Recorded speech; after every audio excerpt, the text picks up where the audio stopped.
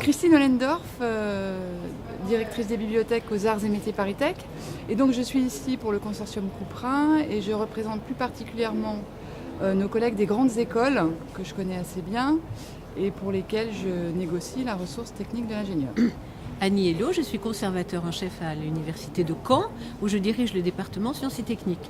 Donc au cours de cette journée, là c'est comme ma collègue Christine Ollendorf, le côté Couperin qui nous intéresse puisque nous avons mis en place depuis plus de 3 ans un groupement de commandes avec l'éditeur technique de l'ingénieur et qui concerne donc la quasi-intégralité des bibliothèques d'universités dans les domaines sciences et techniques en France aujourd'hui.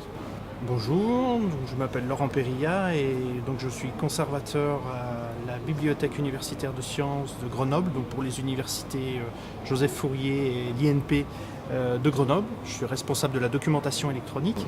Je me présente, Philippe Couder, je suis responsable du service mesure chez Renault Sport F1 dans le département essai des moteurs de Formule 1. Pourquoi aujourd'hui la ressource technique de l'ingénieur est intéressante pour les étudiants? Je pense que la question ne se pose même pas. Cette ressource était complètement incontournable. C'est une des rares ressources qu'on puisse aujourd'hui proposer en langue française.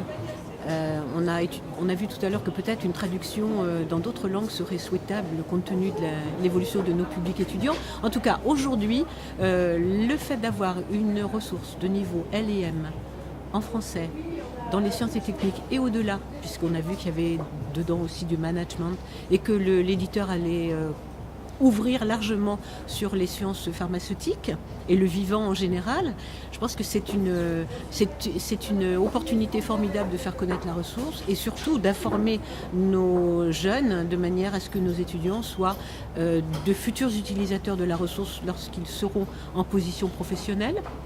Et c'est aussi une excellente manière de les tenir informés avec un outil, une encyclopédie à mise à jour permanente. On a vu tout à l'heure on a appris tout à l'heure qu'on avait une mise à jour tous les 2 jours, c'est quand même extraordinaire, avec une multiplicité d'auteurs, etc. L'avantage des techniques de l'ingénieur, c'est que c'est une ressource pluridisciplinaire et pour une école comme la mienne, où effectivement on forme des ingénieurs généralistes, alors même s'ils se spécialisent en fin de parcours, voilà, la ressource est extrêmement intéressante et c'est pour ça qu'elle est très très consultée chez nous d'ailleurs.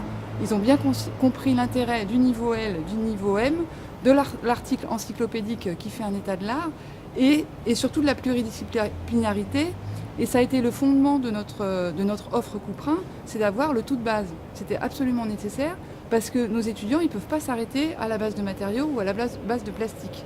Ils auront forcément des besoins transversaux et c'est l'intérêt de l'offre Couperin aujourd'hui. Eh bien, effectivement, moi je renchéris également pour le contexte, on va dire, université, où je crois que l'intérêt des techniques de l'ingénieur, c'est que c'est une encyclopédie qui arrive à apporter des réponses à pratiquement toutes les questions.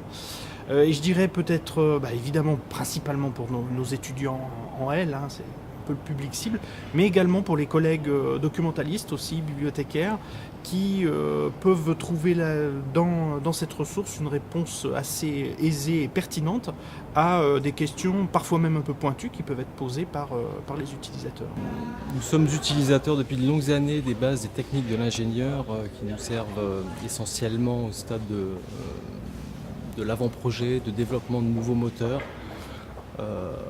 afin de nous plonger vraiment dans les bases de connaissances des différents métiers et des différentes expertises qui nous servent ensuite à finaliser notre projet le plus rapidement possible et le mieux possible.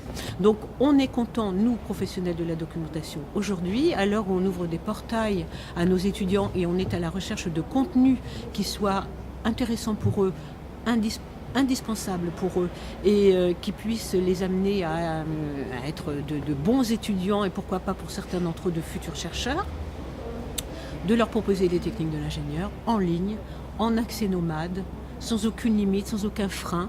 Avec maintenant, on a vu une ouverture sur des outils qui ouvrent sur les réseaux sociaux, qui leur permet de discuter avec des auteurs quasiment en direct, de discuter entre eux. On est vraiment complètement séduit par la ressource, enchanté de pouvoir la proposer pour la plupart d'entre nous à nos étudiants et très soucieux de pouvoir l'ouvrir à l'intégralité des étudiants de nos universités françaises, ce qui n'est pas encore tout à fait le cas mais qui ne saurait tarder, en tout cas on peut l'espérer.